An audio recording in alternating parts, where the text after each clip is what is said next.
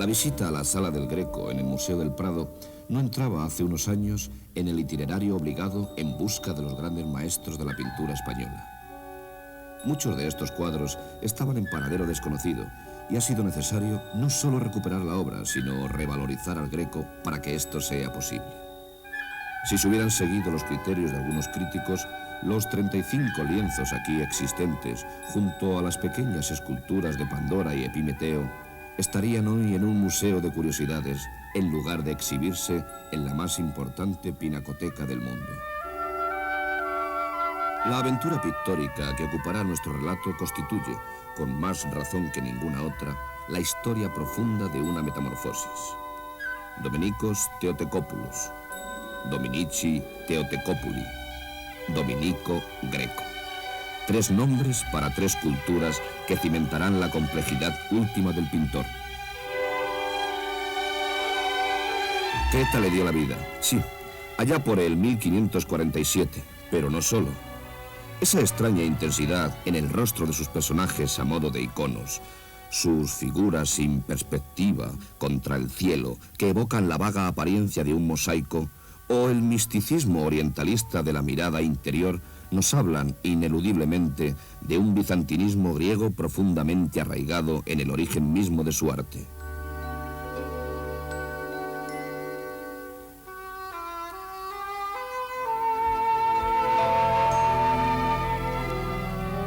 En el cuadro más antiguo que el Prado posee del Greco, la Trinidad, podemos vislumbrar la influencia de su paso por Italia. Discípulo de Tiziano en Venecia, heredará de su maestro la pasión por el color como elemento definitivo en la pintura, aunque la perfección del dibujo y la resolución del escorzo de la figura de Cristo recuerden a Miguel Ángel y su estancia en Roma. En esta obra, el Greco está aún profundamente influenciado por sus antiguos maestros, pero ya en el umbral de lo que sería su estilo personal, la transformación anímica que el ambiente de Toledo ejercería sobre él. Ya desde este inicio podemos apreciar el predominio de sus 3 colores preferidos: verde, azul y carmín. Es un cuadro de grandes dimensiones e intitulado primitivamente como Cristo muerto en los brazos del Padre Eterno, con muchos ángeles de rodillas. Fue adquirido por Fernando VII en 1827 al escultor Valeriano Salvatierra, arquitecto a su vez de la Catedral de Toledo, y hasta el año 1843 no figura en el catálogo del Prado.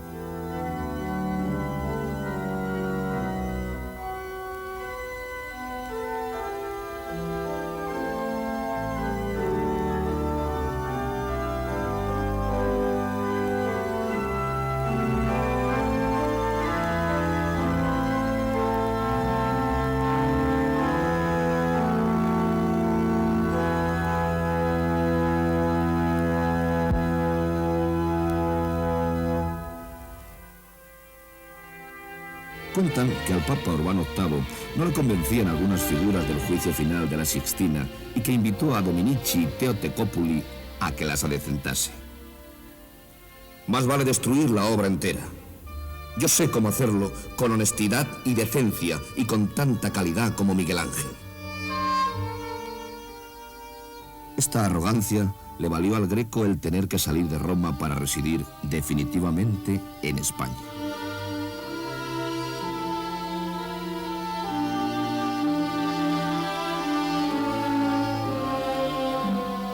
El artista vino a España, al igual que otros muchos italianos, con la esperanza de pintar en el Escorial, pero fue rechazado por Felipe II, a quien no agradó su pintura.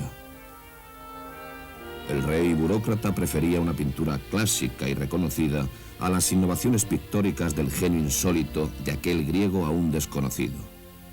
Pero no era la temática del Greco, puramente sacra, lo que Felipe II rechazaba, sino el estilo innovador al margen de las normas.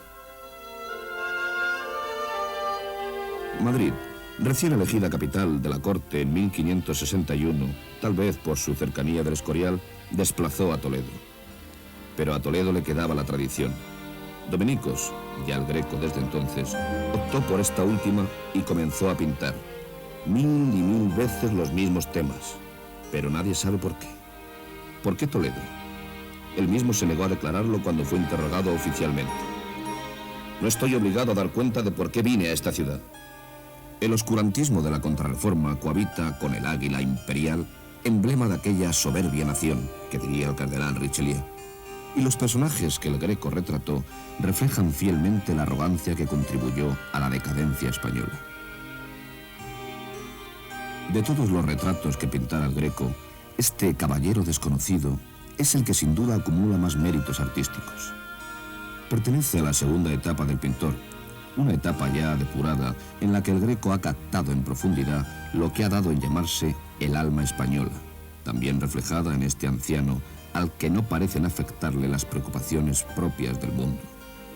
De aquí que para Herbert Red el pintor griego sea más esencialmente español que el mismo Velázquez. Un viajero francés de la época describe así la idiosincrasia de estos ciudadanos. Tienen la cabeza llena de ciertas ínfulas de nobleza y prefieren la miseria o servir a un gran señor antes que entregarse a las artes manuales o a la industria. Y si la necesidad los obliga a dedicarse a ella, todavía intentarán guardar una apariencia noble. Aunque el retrato del caballero de la mano al pecho pertenece a la primera época del Greco, es sin duda uno de los más sugestivos y conocidos del pintor. Nada en él es convencional. Desde la figura piramidal carente de curvas, la posición de su mano semejante a la del espolio, la verticalidad de la espada y su paralelismo con la cabeza, hasta los efectos contrastados del claroscuro y el empaste con el fondo. Nos mira para ser mirado, para establecer un diálogo desde laberínticos estados del alma. La España profunda, amarga, católica y guerrera se adivina en sus ojos. Su identidad se desconoce, aunque se especula entre don Felipe de Hinojosa, natural de Illescas, y don Juan de Silva, marqués de Montemayor y notario de Toledo. En todo caso, sería lo de menos. Su verdadera identidad es la de haber alcanzado la categoría de arquetipo.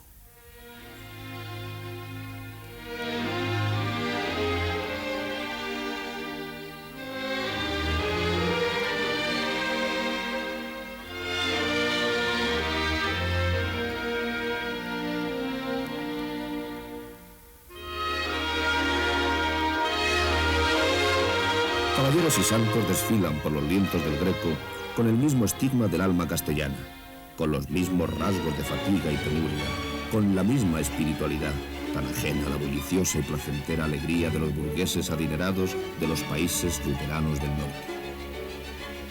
Este San Francisco, que tanto recuerda al monólogo de Hamlet, acompañado del hermano León, es un tema constante en la iconografía del Greco.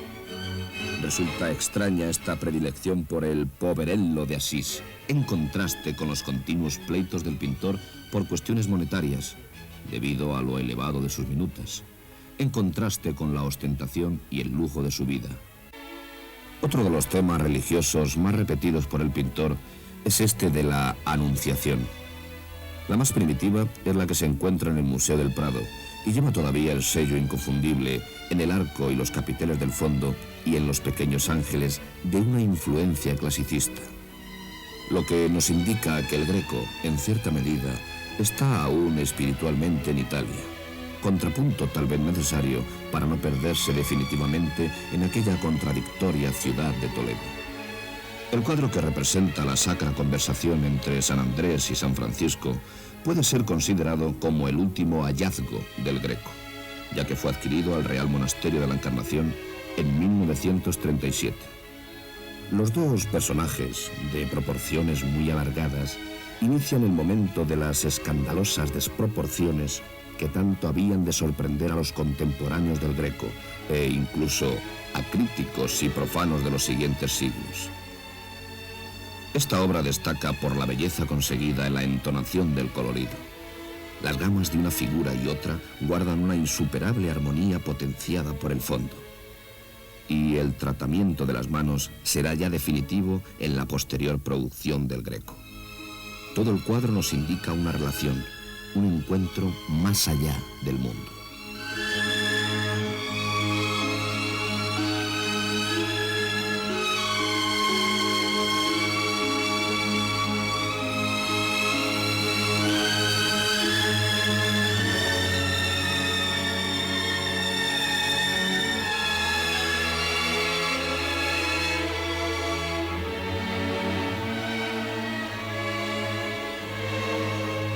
La presencia de la muerte que se anuncia en este Cristo abrazado a la cruz es ya un tema típicamente español. Las manos de Cristo, elemento fundamental del cuadro, más que sujetar la cruz, parece que la acarician. Todo en él nos revela el ansia espiritualista que define el Greco en toda su obra religiosa.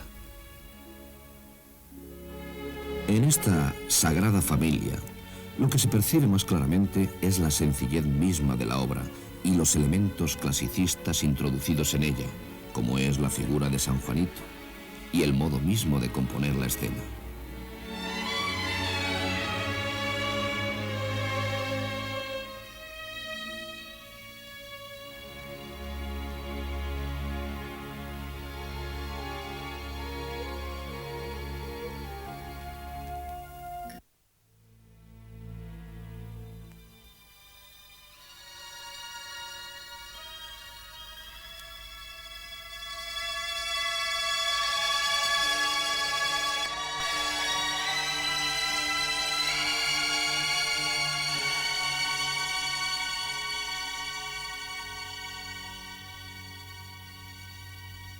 Respecto a ese estallido de colores tan propio de la obra española del Greco, hay quien afirma que tiene su origen en la contemplación caleidoscópica de las vidrieras de la Catedral de Toledo, saturadas de luminosidad. La Pentecostés, obra de su último itinerario, tal vez no alcanza la categoría de trascendente, pero es definitiva la utilización del color. Las figuras aparecen como abocetadas, aunque están muy logrados los escorzos del primer plano. La estilización de los personajes de la zona superior se asemejan a las llamas mismas que provienen del espíritu.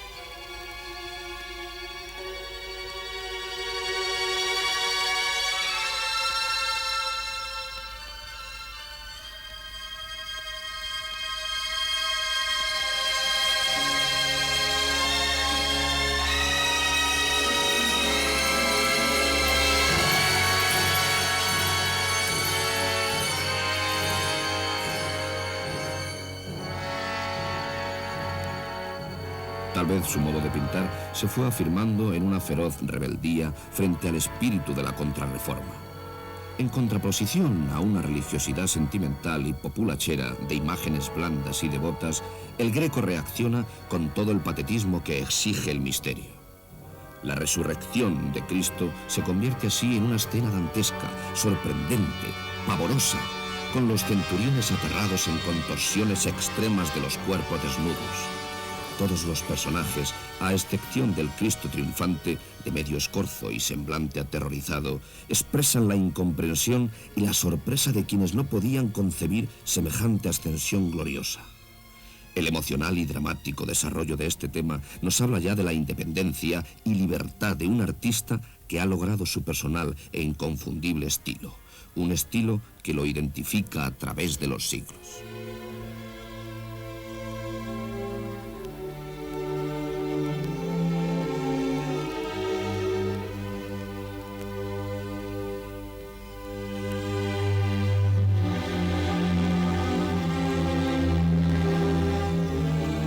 Esto en lo que pensaba el Concilio de Trento cuando concluía en su última sesión en 1563. Que es mediante la historia de los misterios de la redención, tal como están representados en los cuadros y en otras imágenes, como el pueblo se instruye y confirma en sí mismo la costumbre de pensar continuamente en los artículos de la fe con los que alimenta su espíritu.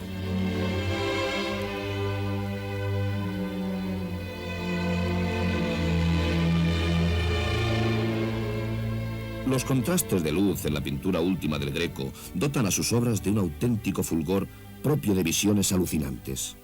Esa extrema estilización de las figuras no corresponde a la sutileza, exquisitez o aristocracia de su espíritu, sino que suponen una voluntad de descoyuntamiento de los miembros, fruto de su pincelada rabiosa, vertical, impresionista. Todo ello en una presencia trascendente hacia lo alto, sin perspectiva, sin otros mundos al fondo, más allá de esa visión nocturna. El bautismo se expresa en este cuadro de enormes proporciones en el que las dos figuras centrales atraen toda la atención. Entre los musculosos cuerpos de Juan y Jesús, ascético uno y de belleza clásica el otro, destaca la mediana figura, con túnica verde amarillenta que sostiene el manto, otra vez carmín, de Cristo. Y no es que el Greco tuviera una defectuosa percepción óptica, como se le ha achacado, y por ello alargara los modelos, no. Es que, como dijimos al principio, la personalidad del pintor ha ido sufriendo una profunda metamorfosis. Está claro que su venida a España supuso el cambio de la profundidad perspectiva del estilo italiano por la verticalidad ascendente.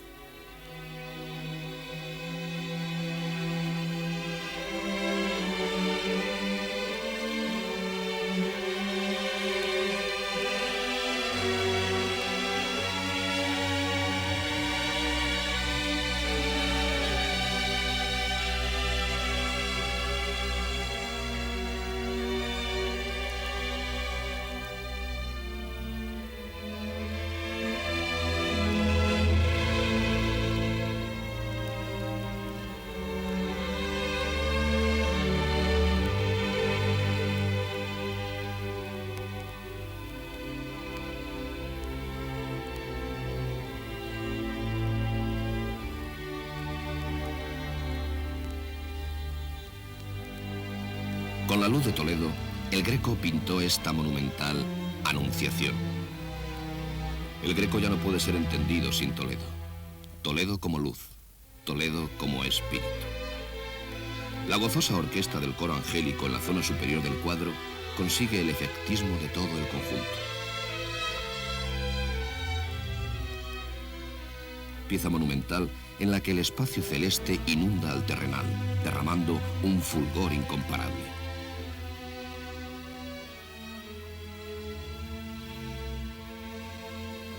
Aparte de las estilizadas figuras de la Virgen y el ángel, llenas sus vestiduras con los colores delicados del pintor,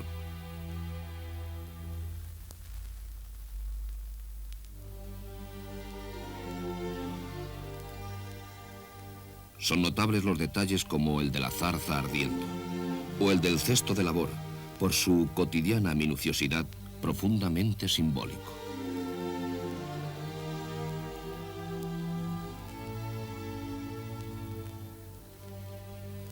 La escena de la crucifixión se desarrolla dentro de un obligado dramatismo y expresa, tal vez, una angustiosa fase religiosa del pintor.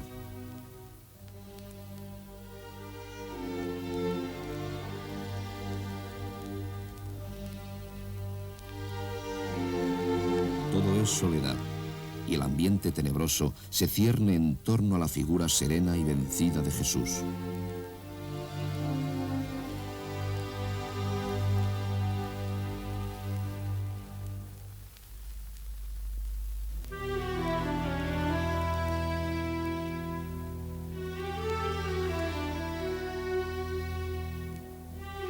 Todo es silencio, pero ese silencio nos habla de profundas emociones estéticas y místicas.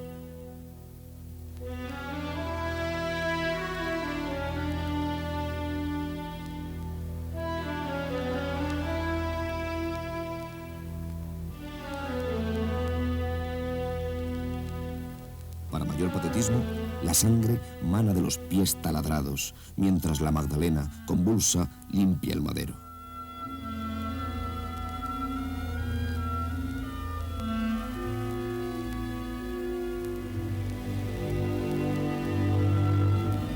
La Virgen y San Juan, en su impresionante grandeza y dolor, aportan el tono realista a toda la composición.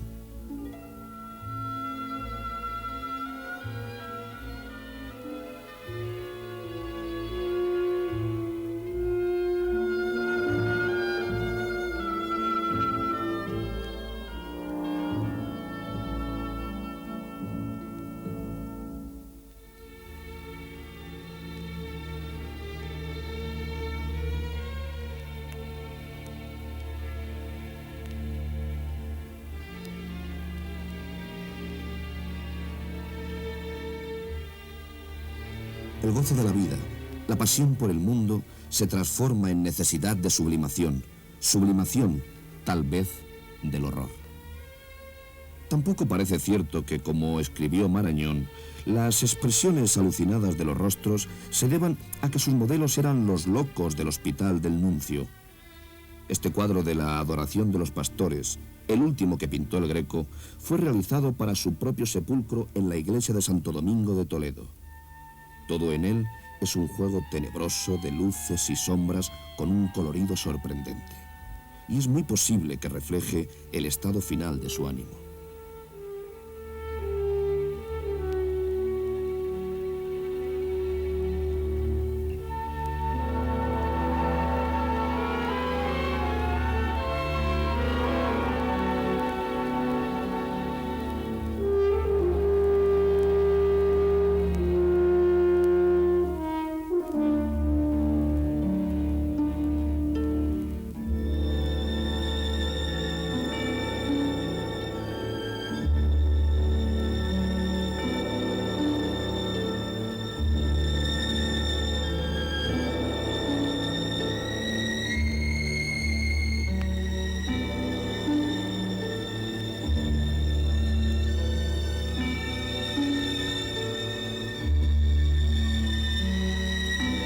El 7 de abril de 1614 moría el Greco en Toledo. El padre Paravicino compuso este epitafio para su tumba. Creta le dio la vida y los pinceles Toledo, mejor patria donde empieza a lograr con la muerte eternidades.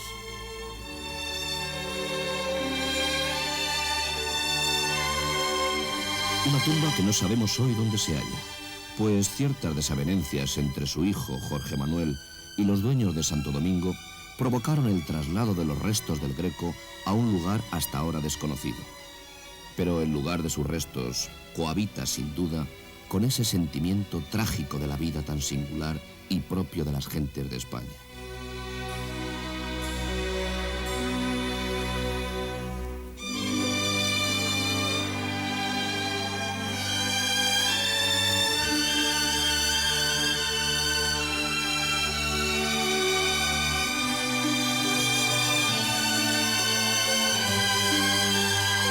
San Sebastián, obra maestra del final de su vida que el Greco destinó a su capilla sepulcral. Es uno de sus ejemplos más crispados, donde las formas corporales aparentan retorcerse sobre un cielo en movimiento, envuelto en tinieblas.